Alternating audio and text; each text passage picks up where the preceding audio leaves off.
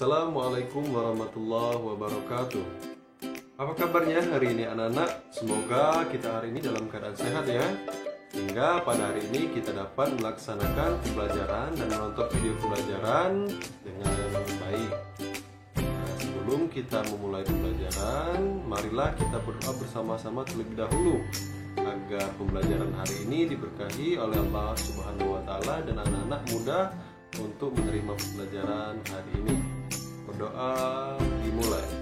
5 jari kanan, 5 jari kiri, ku gabung jadi 10, ku mulai berdoa. A'udzubillahi minasyaitonir rajim. Bismillahirrahmanirrahim. Raditu billahi rabba wa bil islami dina wa bil muhammadin nabiyya wa rasula. Rabbi shrah li sadri wa yassir li amri wahlul 'uqdatam min lisani yafqahu qawli. Rabbi zidni ilman warzuqni fahman. Amin. Nah, simak video pembelajaran kita hari ini ya anak-anak. Tema 5, subtema 4, pembelajaran 1 dan 2. Pengalaman di tempat wisata. Hari ini anak-anak kita mulai di halaman 147 ya. Silakan dibuka bukunya. Di sana ada teks, mari kita baca bersama-sama. Negara Indonesia adalah negara kepulauan yang sangat luas. Negara Indonesia juga mempunyai banyak tempat pariwisata. Untuk melindungi tempat pariwisata, maka dibuatlah Taman Nasional. Taman Nasional adalah kawasan alami yang dilindungi oleh pemerintah. Siapa yang merusak akan dikenakan sanksi atau hukuman. Mari kita jaga alam lingkungan kita dan juga tempat pariwisata. Dari teks ini anak-anak kita tahu bahwa negara Indonesia ini dianugerahi oleh Allah Subhanahu wa Ta'ala berupa alam yang sangat indah. Alam yang indah itu dapat menjadi objek pariwisata anak-anak. Nah, jadi untuk melindungi tempat pariwisata tersebut atau melindungi alam tersebut, pemerintah membuat Taman Nasional, di mana kita harus bersama-sama pemerintah bekerja sama untuk menjaga alam dari negara Indonesia ini, negara kita ya anak-anak. Apabila ada yang merusak akan dikenakan sanksi atau hukuman yang berlaku. Maka dari sekarang kita sama-sama menjaga alam lingkungan kita dan juga tempat pariwisata ya anak-anak. Sekarang kita akan baca teks Taman Nasional Bantimurung. Taman Nasional Bantimurung terletak di Makassar, Sulawesi Selatan, Indonesia. Taman Nasional ini memiliki luas area sekitar 43.750 hektar. Taman Nasional Bantimurung memiliki keunikan tempat pariwisata. Terdapat wisata alam yang berupa lembah, bukit kapur, air terjun, dan gua. Taman Nasional ini menonjolkan kupu-kupu sebagai maskot utamanya. Ada sekitar 20 jenis kupu-kupu yang sudah ditetapkan dan dilindungi. Di dalam kawasan ada sekitar 80 gua prasejarah yang banyak tersebar. Kawasan air terjun di Taman Nasional Bantimurung sangat indah. Air terjun mengalir dengan deras pada aliran sungai. Berbagai kicauan burung akan banyak ditemukan di kawasan wisata ini. Nah, dari teks halaman 148 yang berjudul Taman Nasional Bantimurung ini, anak-anak kerjakan secara mandiri ya di buku catatannya. Soal-soal, ada 5 soal di halaman 149 ini. Anak-anak berlatih untuk menjawab pertanyaan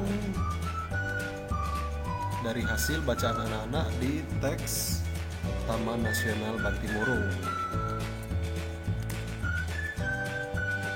Selanjutnya kita buka buku halaman 150. Nah, kita menuliskan informasi berdasarkan gambar di bawah ini anak-anak. Nah, yuk kita sama-sama. Pemandangan alam yang indah berupa gunung, air terjun, sungai, dan pohon-pohon yang rindang. Akan tetapi terdapat seorang anak yang membuang sampah sembarangan di sungai. Perbuatan tersebut merupakan perbuatan yang merusak alam. Jika ingin membuang sampah, maaf itu Bapak salah ketik ya. Jika ingin membuang sampah, Buanglah pada tempatnya agar alam tetap terjaga. Nah, di sini di gambar ini kita tahu bahwa ada pemandangan alam yang sangat indah berupa gunung, air terjun, sungai, dan pepohonan yang indah. Akan tetapi ada seorang anak yang mengotorinya dengan membuang sampah di sungai. Perbuatan tersebut merupakan perbuatan tercela. Apabila kita membuang sampah, kita harus membuangnya di tempatnya, yaitu di tong sampah atau kotak sampah ya anak-anak. Sesuai di teks pertama tadi, apabila kita merusak alam maka akan mendapatkan sanksi. Maka dari itu kita harus menjaga alam kita dengan tidak membuang sampah sembarangan. Nah, adapun anak-anak, sampah ini dapat kita olah menjadi kerajinan tangan sesuai di halaman 151. Ayo buka bukunya halaman 151. Nah, apakah di lingkunganmu banyak terdapat botol plastik bekas? Tahukah kamu barang-barang tersebut dapat dimanfaatkan untuk membuat kerajinan tangan, misalnya berupa pot tanaman. Nah, sekarang kita berkreasi membuat pot tanaman dari botol plastik bekas air mineral. Nah, jadi anak-anak, apabila ada botol bekas air mineral jangan dibuang, kita manfaatkan menjadi kerajinan tangan. Nah, kita akan bahas sama-sama ya. Alat dan bahannya, yang pertama 1. Gelas bekas air mineral. Kemudian yang kedua, cat warna dan kuas lukis. Langkah kerjanya yang pertama di gambar 1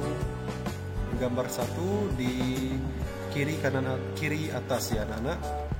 Potonglah botol plastik sesuai di gambar tersebut. Kemudian yang kedua, gambar pola tersebut pada botol plastik. Nah, sesuai gambar yang kedua di kanan atas. Kemudian langkah ketiga, warnailah botol plastik sesuai pola yang telah kamu buat. Gambarnya di kiri bawah. Dan yang terakhir, pot tanaman siap digunakan. Jadi anak-anak menggambar pola sesuai dengan kreativitas anak-anak ya, sehingga menurut anak-anak botol tersebut indah dipandang dan juga cantik ya, sehingga botol-botol plastik bekas dapat dimanfaatkan.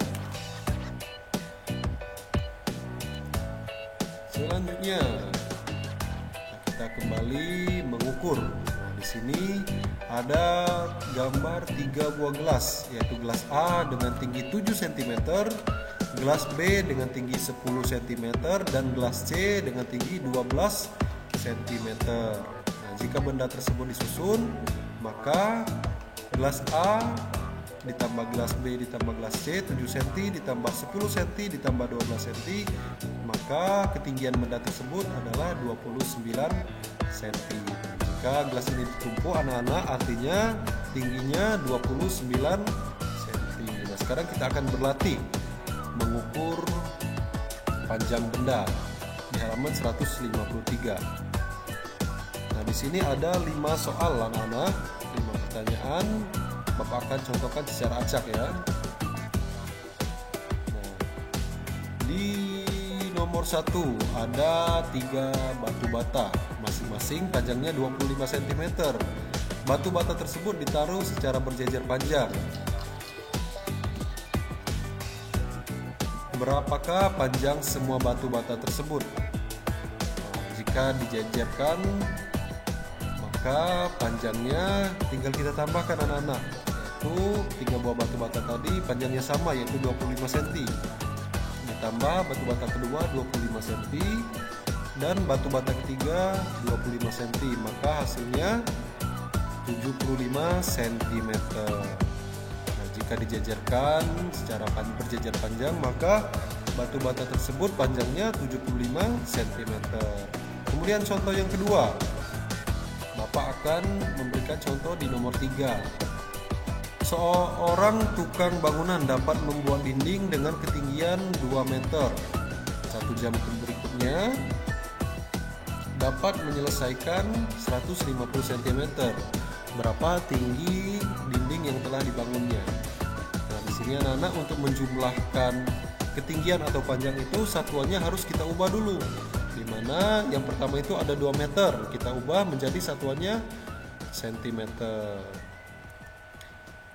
Nah, jadi setelah diubah satuannya dari meter ke cm, 2 untuk kejadi meter itu dikalikan 100, maka 2 dikali 100 dapatlah hasilnya menjadi cm, yaitu 200 cm. Kemudian kita tambahkan 150 cm.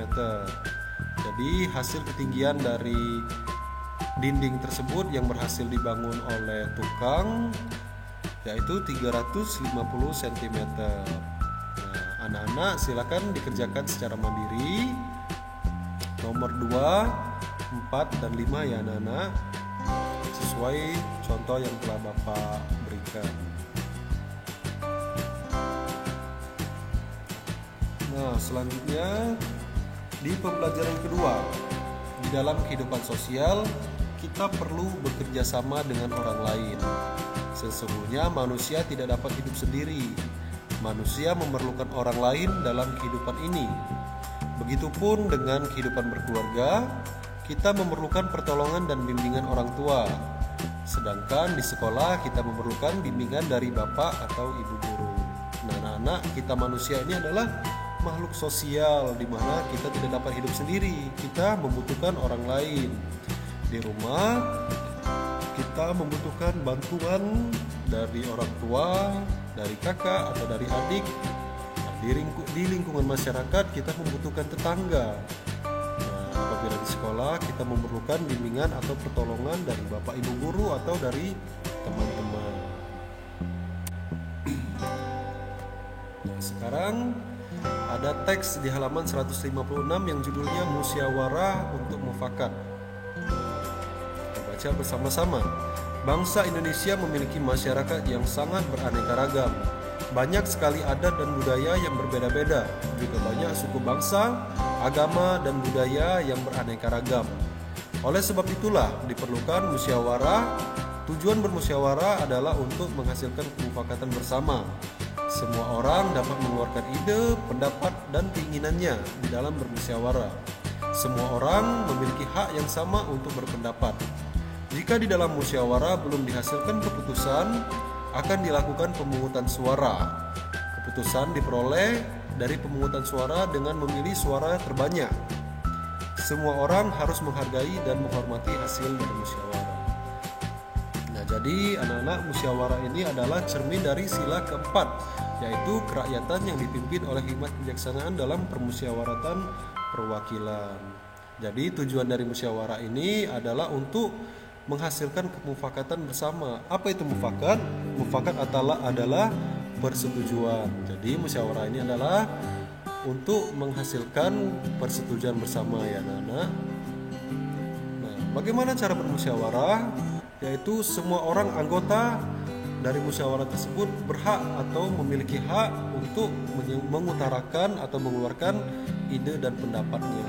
Apabila musyawarah belum menghasilkan keputusan, itu tadi anak-anak akan dilakukan pemungutan suara. Seperti contohnya di kelas kan. Nah, apabila di kelas itu kita dalam memilih ketua kelas, kita akan memilihnya dengan polling. Apabila seorang anak mendapatkan suara terbanyak, itulah yang terpilih menjadi ketua kelas. Itulah salah satu contoh dari musyawarah anak-anak. Nah, anak-anak baca bukunya ini, teksnya itu di halaman 156 untuk menjawab 5 pertanyaan di halaman 127 ya. Nah, ini dia 5 pertanyaan di halaman 157. Anak-anak jawab secara mandiri ya, di rumah di buku catatannya atau langsung di buku paket inilah. Nah, kemudian di halaman 158 ada teks. Nah, dari teks di sini anak-anak berlatih untuk membuat puisi berdasarkan teks ya di atasnya ini dengan tema air terjun. Nah, di rumah anak-anak berdiskusi ya dengan ayah atau dengan kakaknya, mencari makna dari wisata, air terjun, pantai alam dan wisatawan. Dicari apa itu arti dari wisata, maknanya, kemudian air terjun, pantai, alam, dan wisatawan. Kemudian buat kalimatnya. Silakan berlatih dan ditulis di buku paket inilah ya anak-anak. Nah, dan yang terakhir, anak-anak melakukan gerakan menghindar. Nah, gerakan menghindar ini adalah untuk melatih ketangkasan, yaitu gambar yang pertama menghindari bola dengan cara melompat. Nah, anak-anak letakkan 3 buah bola, atur berjejer dengan jarak maksimal 1 meter. Kemudian anak-anak menghindari bola tersebut dengan cara melompat. Kemudian di gambar kedua, masih sama, bolanya dijejerkan, kira-kira diberi jarak 1 meter minimal. Cara menghindarinya yaitu dengan cara berlari berliku atau dengan lari zigzag. Nah, jadi anak-anak berlari ke kanan dan ke kiri mengikuti zigzag, yaitu berliku. Nah, silakan berlatih di rumah menghindari bola ini untuk melatih ketangkasan anak-anak. Itulah tadi anak-anak video pembelajaran kita hari ini. Marilah kita berdoa sebelum mengakhiri pembelajaran hari ini. A'udzubillahi minasyaitonirrajim. Bismillahirrahmanirrahim. Subhanakallahumma wa bihamdika asyhadu an la ilaha illa anta astaghfiruka wa atubu ilaik. Rabbana atina fid dunya hasanah wa fil akhirati hasanah wa qina azabannar. Walhamdulillahirabbil alamin. Assalamualaikum warahmatullahi wabarakatuh.